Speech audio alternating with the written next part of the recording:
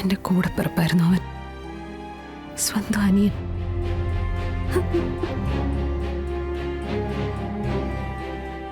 Body എപ്പോ കിട്ടും? ബന്ധുക്കളായിട്ട് മറ്റാരും ഇല്ലാത്തതുകൊണ്ട് കർമ്മങ്ങളൊക്കെ നമ്മൾ തന്നെ നടത്തേണ്ടി വരും. തിരുമേനിയെ വിളിച്ചു വരുത്തിയതും അതിനാ. തിരുമേനിയുടെ കാർമ്മികത്വത്തിൽ തന്നെ എല്ലാം നടക്കട്ടെ.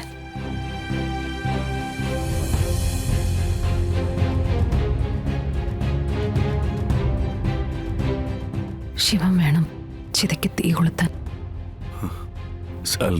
ഞാൻ വേണം ശിവം. അവന്റെ ആത്മാവിന് മോക്ഷം കിട്ടണ്ടേ? മറ്റാരുണ്ട് ഒരു സഹോദരന്റെ സ്ഥാനത്ത് നിന്നിത് ചെയ്യാനായിട്ട്? നമ്മളൊന്ന് ആഗ്രഹിക്കുന്നു, ദൈവം മറ്റൊന്ന് നിശ്ചയിക്കുന്നു. പിന്നെ സ്വയം ആശ്വസിക്കാൻ പറയുന്നൊരു വാക്കുണ്ട്, വിധി.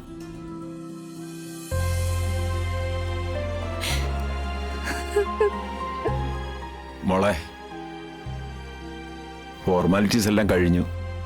ഇനി ബോഡി കൊണ്ടുപോകാന്ന് അവർ പറയുന്നത്.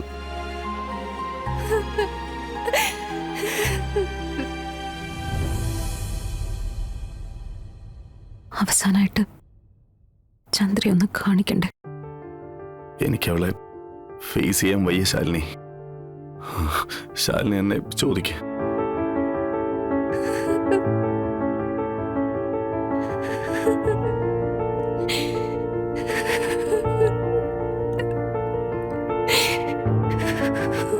മോളെ ചന്ദ്രേ,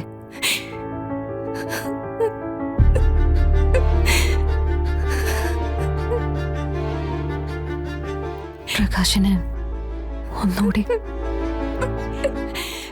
വേണ്ട ചേച്ചി, എനിക്കിനി ആ കിടപ്പ് ഒരിക്കൽ കൂടി കാണാൻ വയ്യ. മോളെ, പ്രകാശ് പോട്ടെ, ഒറ്റയ്ക്ക് തന്നെ പോട്ടെ.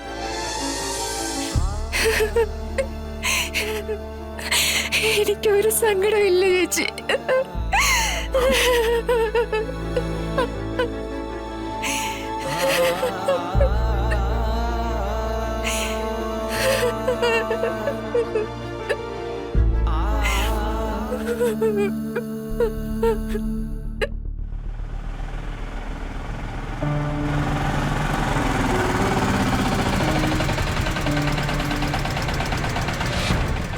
ഒന്ന് വെയിറ്റ് ചെയ്യണേ.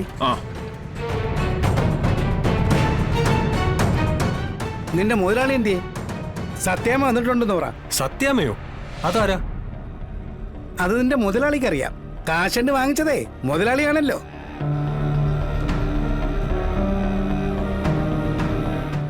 എന്താ പിള്ളേ, മാത്യു ഇല്ലേ ഇവിടെ? മുതലാളിയുടെ അടുത്തേക്ക് എത്തിയില്ല.